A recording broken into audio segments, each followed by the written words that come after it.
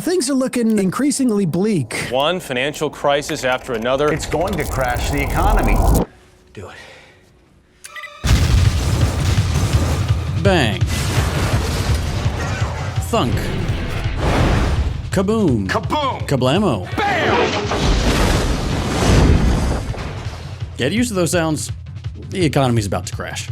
We are headed for a U.S. dollar crisis. The cascading impacts of this economic crisis haven't even begun to hit them. I'm worried about something worse than a recession. When this thing crashes, it's going to be like mashing up the dot-com thing with the financial crisis, because this is so much larger. This hurts. Nothing to see here. Okay, so last fall, two companies went out of business. First Brands and Tricolor. First Brands Group filed for Chapter 11 bankruptcy protection last September and has been laying off workers across the country. Irving-based Tricolor has filed for Chapter 7 bankruptcy and says it plans to liquidate. It is also the target of a federal fraud investigation. The speed with which First Brands' finances have unraveled has cast a spotlight on the due diligence standards in the booming private credit markets. As far as events that don't matter to me, this ranks somewhere on that list. But it should have ranked much lower.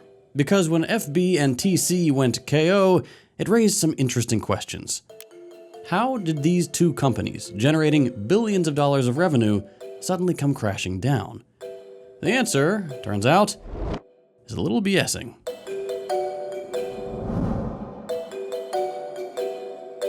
Here's the short story. So, First Brands and Tricolor were undone by their debt obligations. Both companies had taken out substantial loans, hundreds of millions of dollars worth, and were only able to do so by lying to their lenders about their collateral.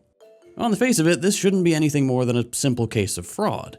Except that the reason these companies were able to get such huge loans by lying is thanks to a new trendy thing called Private credit. Private credit. Private credit. I mean, it's nothing new, but it is kind of new. An alternative type of lending to companies that doesn't involve traditional banks. Everyone's heard about private equity by now, but for the last 10 years, private credit has flown under the radar as PE's secret little freak son. Quietly, this industry's been growing and minting a new class of Wall Street billionaires, including man waiting for the LSD to hit, Mark Lipschultz.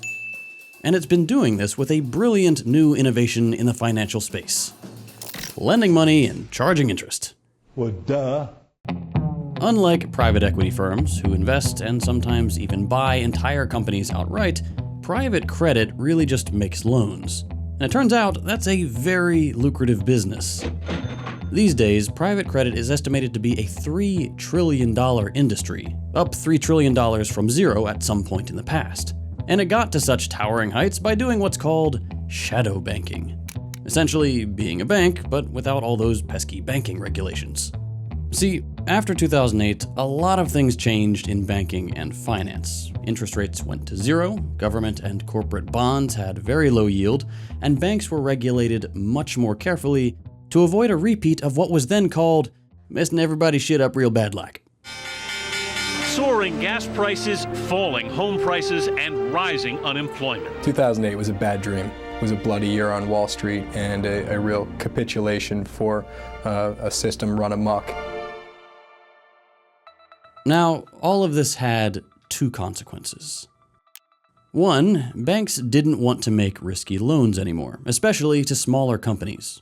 Two, people with a lot of money suddenly didn't have an easy way to print more of it on demand. Enter private credit. It's been emergent and front of page now for maybe the past 5 to 7 years. Yeah, and growing rapidly. Everybody's getting involved. But it can't all be just rainbows and unicorns, right? So private credit firms created a new lending industry that, unlike regular banks, would be detached from individual consumer deposit accounts. Instead, they would be courting large institutional investors like pension funds and university endowments, as well as super rich people to finance their operations.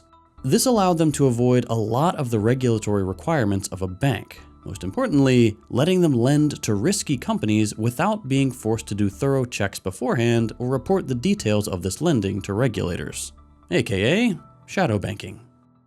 Now, the trade-off for being less careful and considerate and emotionally intelligent than a regular bank, though, was that those loans came with a higher interest rate. Now that's not great for small, already pretty stressed out businesses, but they don't have much of a choice. However, it is interesting for investors. Interesting, you get it? End of the day, private credit makes loans, gets steady interest payments over time, investors get their cut, companies that couldn't get loans do, and everybody's happy. Until... JP Morgan CEO Jamie Dimon issued a warning on the earnings call Tuesday. Where you see one cockroach, there are usually more. Dimon was referring to the bankruptcies recently of the auto dealer Tricolor Holdings and auto parts conglomerate First Brands Group. How much are ordinary people at risk of being caught up in all this? Ordinary people's dollars are on the line just like they were in 2008. Tricolor and First Brands shed a light on how flimsy private credit loans can be. After 10 years of just pouring money into Blue Owl, Apollo, Ares, investors suddenly realized there may not actually be a free money tap here. People taking out loans from private credit might not pay these loans back, meaning investors' billions could be tied up in another ninja situation, giving everyone war flashbacks to 2015, when The Big Short came out. Well, my firm offers ninja loans. No income, no job. I just leave the income section blank if I want. Corporate doesn't care. If 1% of companies don't pay back their loans, that's fine. When it hits 4%, investors start to worry. By the end of 2025, Fitch, one of the major credit rating agencies, announced defaults on private credit loans hit 9.2. Wait, what? Oh, that's bad. Oh, not good. That is really bad.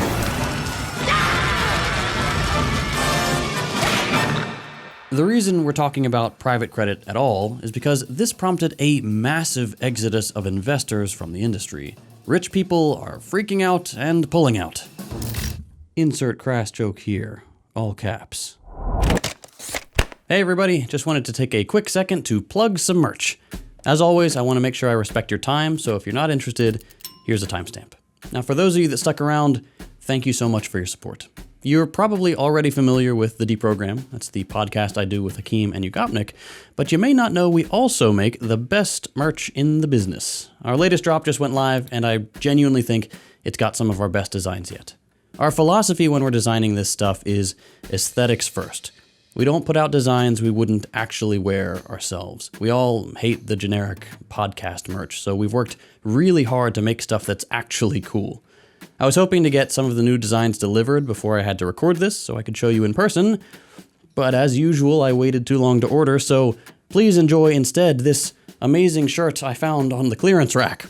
Anyway, you can check out the full lineup at deprogramshop.com, and as an added thank you, all Second Thought patrons can get 10% off using the coupon code available at patreon.com/secondthought.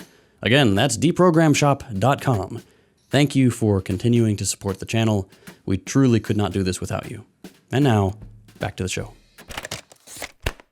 Look, the problem is, private credit firms don't just let you take your money out.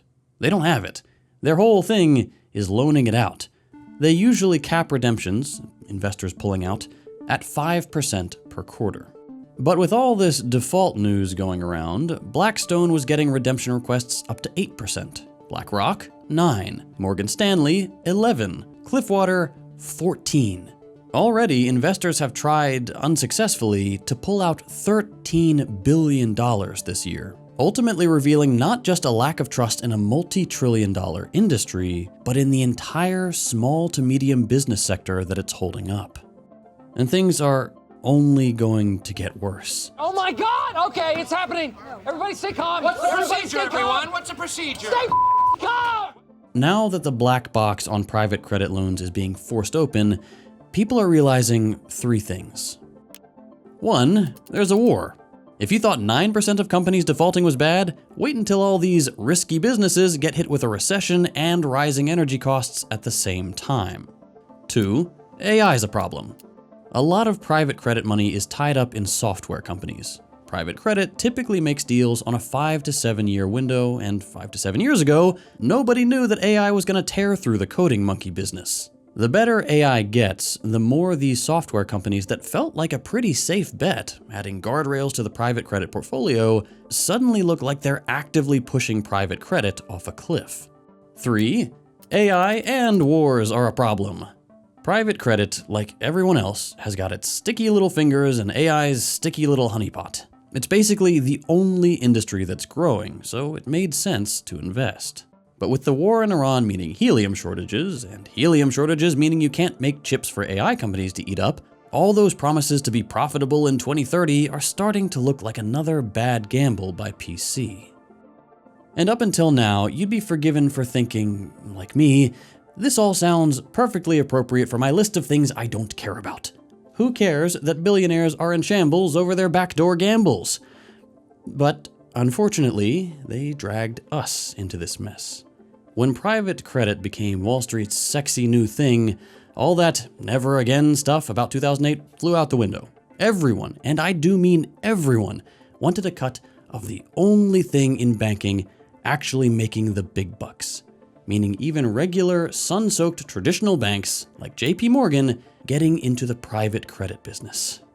And all these other normal banks getting in on the action by making loans to private credit companies, even as private credit companies started taking riskier bets in a now overcrowded field. Where there was supposed to be a thick brick wall between the well-regulated, predictable world of regular banking on one side and the risky world of private credit on the other, all you have is a little piece of paper saying, come on now.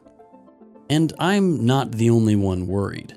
The Fed and the Senate Banking Committee have raised the alarm, and the IMF is saying it keeps them up at night.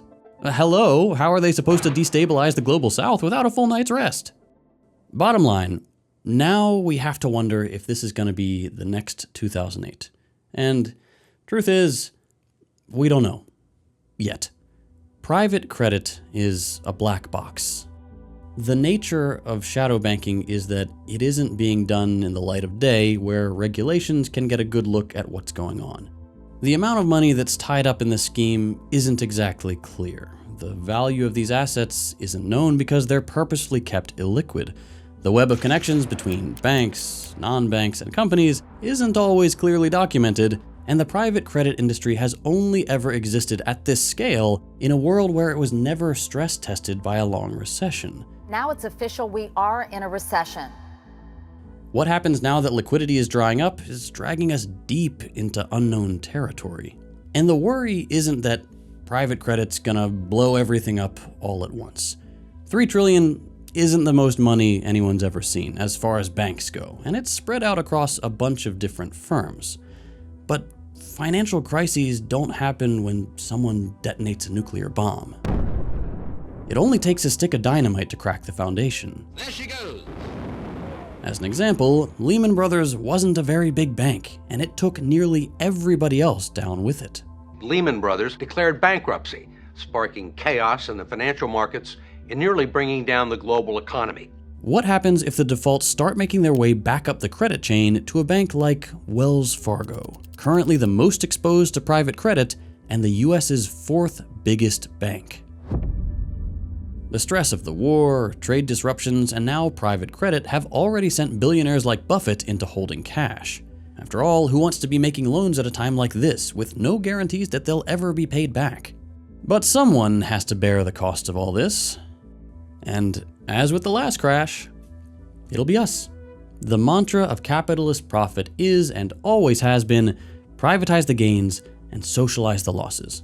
When the going gets tough, homeowners aren't the ones getting bailed out. The asset holding class is. Wall Street bonuses aren't going anywhere. But pension funds are going to sweat. Companies are going to go under. Jobs are going to evaporate. And the day after the crash is announced, the market's still going to open. Because why would we ever let a little chaos get in the way of business? There will be another crash. We'll only know then if we worried in time.